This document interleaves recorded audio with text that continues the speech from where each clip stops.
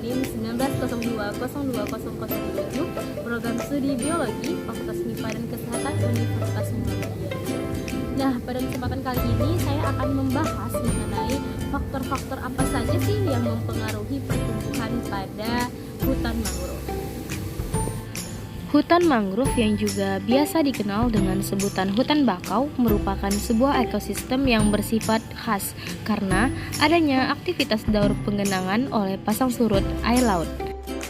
Pertumbuhan vegetasi mangrove dipengaruhi oleh beberapa faktor lingkungan seperti faktor fisika, kimia, dan biologis yang sangat kompleks, antara lain yang pertama, salinitas. Salinitas air tanah mempunyai peranan penting sebagai faktor penentu dalam pengaturan pertumbuhan dan keberlangsungan kehidupan.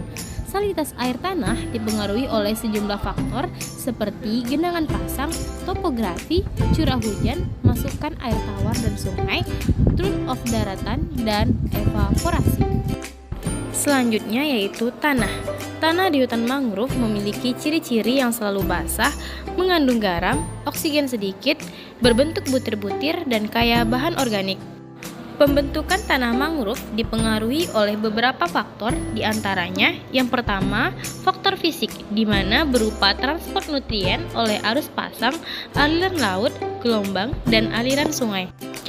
Yang kedua, faktor fisik kimia, yaitu berupa penggabungan dari beberapa partikel oleh penggumpalan dan pengendapan. Dan yang terakhir, faktor biotik, di mana berupa produksi dan perombakan senyawa-senyawa organik. Selanjutnya yaitu suhu. Suhu merupakan faktor penting dalam proses fisiologi tumbuhan seperti fotosintesis dan respirasi. Diperkirakan suhu rata-rata di daerah tropis merupakan habitat terbaik bagi tumbuhan mangrove. Selanjutnya yaitu curah hujan.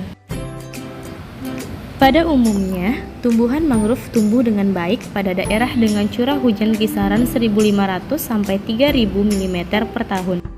Namun demikian, tumbuhan mangrove dapat juga ditemukan pada daerah dengan curah hujan 4.000 mm per tahun yang tersebar antara 8 sampai 10 bulan dalam satu tahun.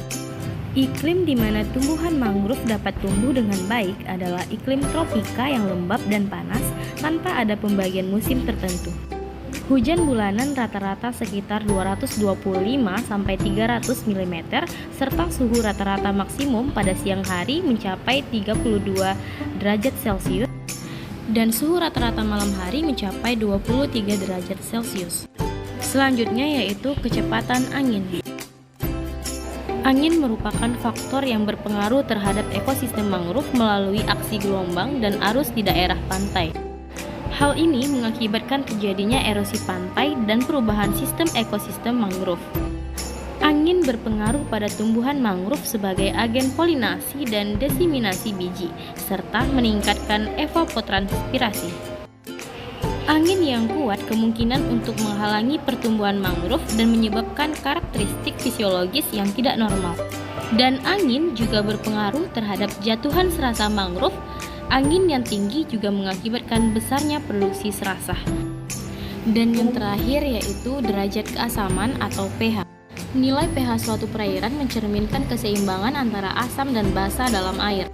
Dan nilai pH perairan dipengaruhi oleh beberapa faktor, antara lain aktivitas fotosintesis, aktivitas biologi, temperatur, kandungan oksigen, dan adanya kation serta anion dalam perairan.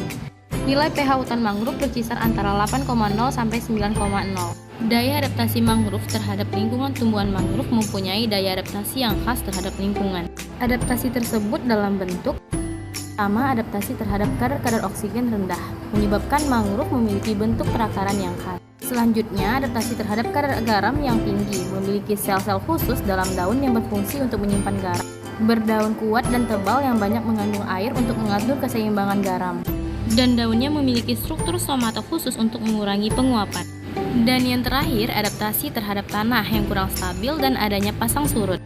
Dengan cara mengembangkan struktur akar yang sangat ekstensif dan membentuk jaringan horizontal yang lebar. Di samping untuk memperkokoh pohon, akar tersebut juga berfungsi untuk mengambil unsur hara dan menahan sedimen.